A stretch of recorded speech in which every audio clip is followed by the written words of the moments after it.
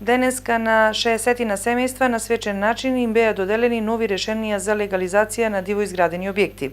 Решенијата лично им ги предаде градоначалникот на Прилеп, кој истакна важноста и значењето на овој закон со кој им се овозможува на граѓаните да ги легализираат своите домови. Во континуитет секоја недела доделувам решенија на нашите сограѓани за легализација и на физички, на објекти, на физички лица и правни објекти.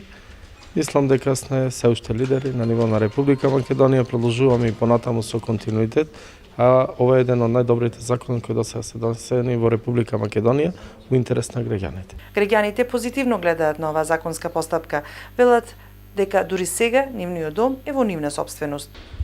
Ова е убава работа, да си имаш човек документ. Па ќе видиме понатака што ќе биде, да сме здрави живи. Куќа легализирав, ни беше ортачки со браќава, па се препиша на мене и сега стара од 75-та навака.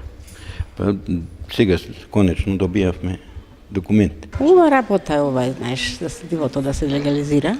Имавме припуштено во куќата, припуштено на куќата, сега ќе се легализира.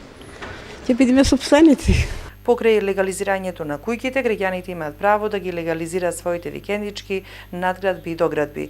Досега бројот на легализирани објекти во општинава изнесува над 8500 легализирани дивоградби, што говори дека Прилеп и понатаму останува на првото место на ниво на држава по легализирани објекти. Инаку крајниот рок за комплетирање на документацијата за ново донесените барања за легализација на дивоградби, кои пристигнаа во продолжениот рок даден од владата на Република Македонија, истекува до крајот на 2017 година.